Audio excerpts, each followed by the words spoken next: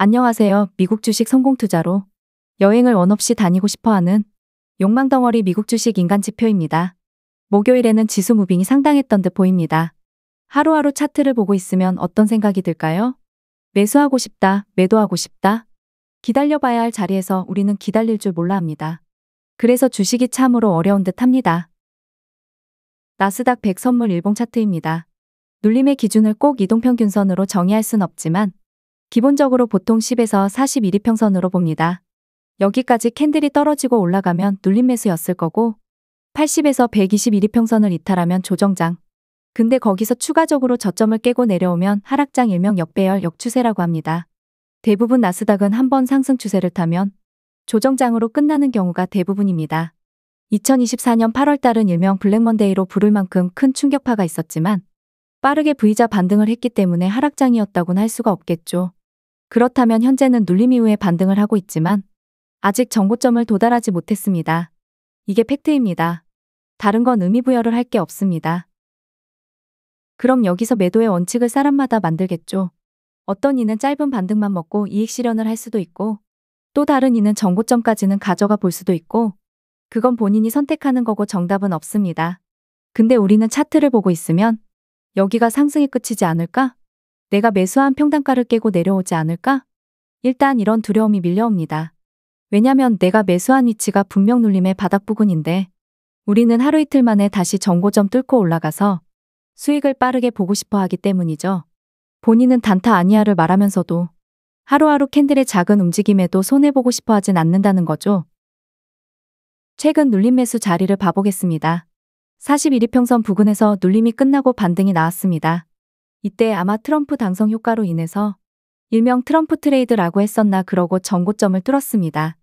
누군가는 분할 매도를 했을 것이고 누군가는 풀 매도를 했을 것이고 누군가는 홀딩을 하고 있을 것이고 근데 또 눌림 매수 자리고 왔습니다.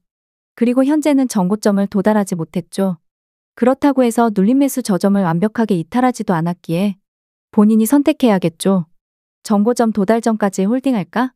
아니면 이 수익이라도 챙기고 잠시 쉴까? 우리는 손해보는 건 엄청 싫어한다는 거예요.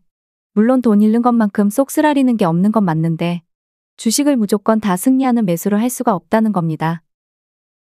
여기서 그러면 정고점 못 가고 저점 깨고 아래로 내려갈 수도 있는 거고 여기서 저점을 훼손하지 않고 버티다가 정고점까지 갈 수도 있는 거고 근데 이걸 점쟁이처럼 맞출 수 있는 유튜버가 과연 있을까요?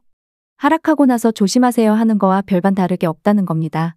어차피 우리는 확률에 베팅하는 거고 나는 그 상승 하락 확률을 기다릴 자신 없다면 이쯤에서 매도하고 쉴 수도 있는 거고 근데 중요한 건 우리는 주식을 한두 달 하고선 일명 졸업을 할 게 아니잖아요. 그러니까 딱 자기만의 기준을 잡으시라는 거예요. 나는 이 정도 수익이라도 벌면 땡큐다 풀매도 하는 것도 자유고 저점을 깨기 전까지는 홀딩하면서 기다려보는 것도 자유고 엔비디아 일봉 차트로 넘어왔습니다. 눌림 매수 저점을 이탈하지 않고 목요일에 정고점을 뚫었습니다.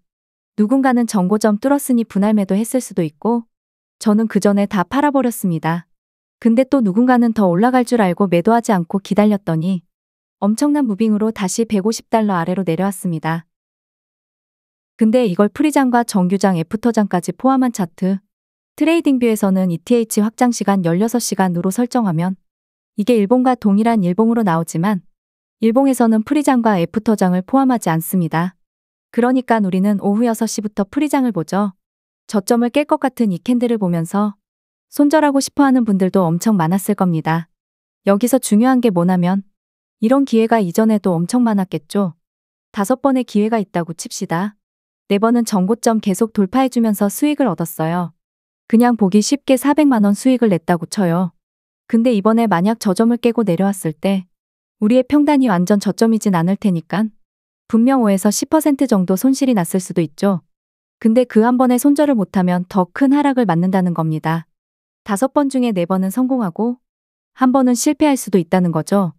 그 실패 손실 손절을 못하다 보면 나중에 더 큰 손실을 떠안게 되는 거죠.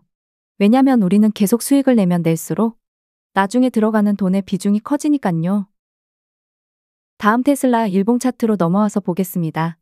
여기서는 10일 이평선에서 눌림 매수 기회가 왔고 반등을 세게 했지만 아직 정고점은 가지 못했습니다. 저는 반 정도 매도하고 현재는 관망 중입니다. 그럼 여기서 정고점을 갈 수도 있는 거고, 정고점을 못 가고 다시 눌림 매수 자리까지 저점 테스트하러 올 수도 있는 거고, 아니면 눌림 매수 자리를 이탈하고 저점을 깰 수도 있는 거고, 일명 갭을 채우러 올 수도 있다는 소리죠. 다만 여기서는 손절할 라인은 명확하게 보인다는 거죠.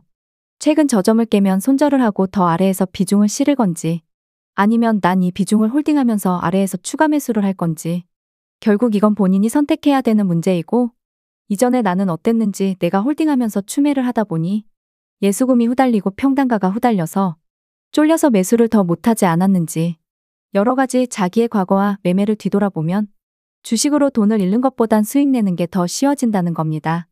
결국 주식은 물론 타점 일명 평단가 관리도 중요하지만 그 다음이 비중 계좌 관리가 될 것입니다. 어떤 종목으로 수익을 잘 내고 익절도 잘하고 있다가 애매한 자리에서 매수받고 손절하고 그러다가 수익금 다 반납하고 어떤 종목이 100% 올랐다더라. 그 말에 홀려서 불나방처럼 가서 눌림 매수 자리 아니지만 더 올라가겠지 하면서 매수받고 매수받는 것 좋지만 손절가도 정확히 정해서 들어가야죠. 근데 보통 손절 그런 거 모르겠고 어차피 오를 거야 살려줄 거야 하는 마인드로 주식하면 평생 주식으로 수익을 꾸준하게 내는 게 쉽지 않는다는 겁니다. 결국 꾸준하게 1년, 2년, 5년, 10년 이렇게 벌어야 워런 버핏 할배는 못 따라가겠지만 우리의 계좌는 우상향이 되겠죠. 나 11월 달 500만 원 벌었어.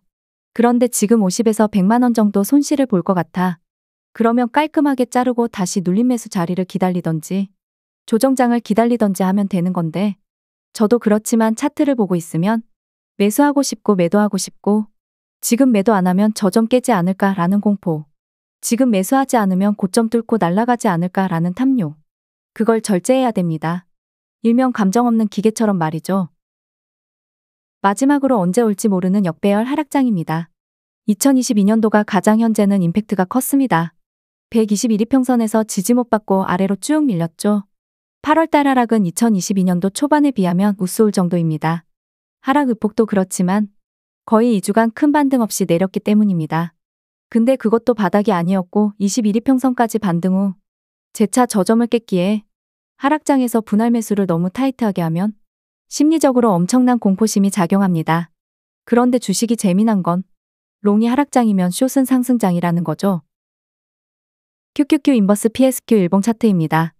롱에서 앞전에 본 눌림 매수 자리가 인버스 상품에서도 동일하게 적용됩니다. 상승 후 41, 2평선 위에서 눌림 그러면 매수, 정고점 뚫으면 분할 매도, 또 눌림이 오고 매수, 정고점 뚫으면 또 분할 매도. 그런데 이번엔 이전 눌림 매수 저점을 깨고 내려가니 남은 비중은 손절이나 약손실로 스탑로스 걸릴 수도 있었겠죠. 인버스가 상품이 역배열일 때 분할 매수 잘하신 분들은 큰 수익으로 일단 시작을 했을 거고 누군가는 눌림 매수 자리부터 매수를 했을 것이고 눌림 매수 2번은 성공했지만 3번째에서는 실패를 했을 것이고 2번에 성공 1번에 실패 2번에 성공해서 번 수익금으로 1번 실패할 때 빠른 판단으로 손절을 했더라면 우리는 아주 훌륭한 매매를 하고 있다라고 보시면 됩니다. 실패를 두려워하지 마세요. 손절을 두려워하지 마시길 바랍니다. 당장 나스닥이 바로 조정장으로 갈지 아닐지는 사실 중요치 않습니다. 원칙만 지킨다면 조정장으로 가면 땡큐고 다시 상승해서 정고점 가도 땡큐고 이렇게 생각하면 두려울 게 딱히 없어집니다. 우리가 상승할지 하락할지 두려워하는 건 내가 미리 하락할까봐 다 팔고 하락하기만을 기다리기 때문이고 내가 미리 상승할까봐 이상한 위치에서 매수받고 평단가 밑으로 주가가 떨어질까봐 쫄리기 때문이죠. 부디 좋은 매매 원칙을 만드시길 바랍니다. 구독과 좋아요, 알람 설정은 무료입니다.